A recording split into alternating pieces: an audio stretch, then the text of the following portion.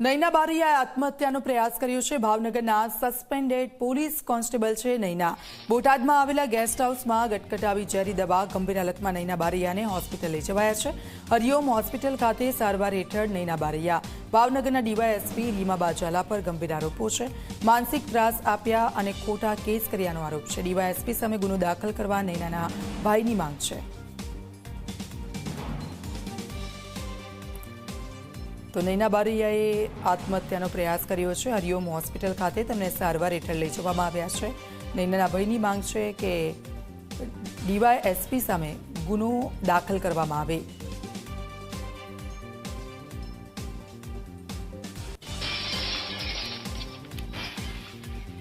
તો એટ્રોસિટી કેસના આરોપી નૈના બારૈયાનો આ વિડીયો વાયરલ। વિડીયોમાં નૈના બારૈયાએ ડીવાયએસપી સામે આરોપ લગાવ્યા છે। ડીવાયએસપી રીમાબા ઝાલાએ ષડયંત્ર રચીને ખોટા કેસ કર્યાનો આરોપ છે। નૈના સામે ફરજમાં રૂકાવટ એટ્રોસિટી કેસમાં મદદગારીને લઈને ગુનો દાખલ થયો છે। પ્રોબિશન અને જેલમાં સિમ કાર્ડ સહિતના વિવિધ ગુના દાખલ થયા છે। ગઈકાલે નૈના સામે દાઠા પોલીસ મથકે એફઆઈઆર પણ નોંધાઈ હતી। માનસિક રીતે પરેશાન કરવામાં આવ્યા હોવાનો પણ વિડીયોમાં દાવો કરવામાં આવ્યો છે। મરવા માટે મજબૂર કર્યા હોવાનો પણ નૈના બારૈયાનો આરોપ છે।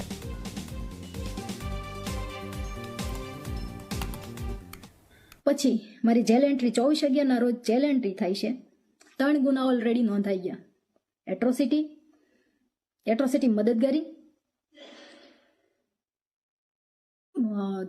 પ્રોહિબિશન 1 બોટલમાં અને ફરજ રૂકાવટમાં 3 જેલ એન્ટ્રી થાય છે। એટલે મારો જે સામાન હું ફરાર હતી એ દરમિયાન સામાન સીધો જેલમાં જાય છે। જેલમાં સરખી ઝડપી ન હોવાથી મારું સિમ ભૂલથી એ લોકોથી મારી બેગમાં રહી જાય છે। એટલે ઝડપી આવે છે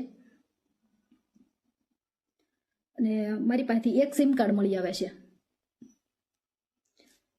અને જે મારી જેલ એન્ટ્રી 24/11/2025 થી 12/12 સુધી 12/12/25 ના રોજ સુધી ક્યારે એક્ટિવેશન કે બિન અધિકૃત એનો ઉપયોગ કરવામાં આવેલ નતો।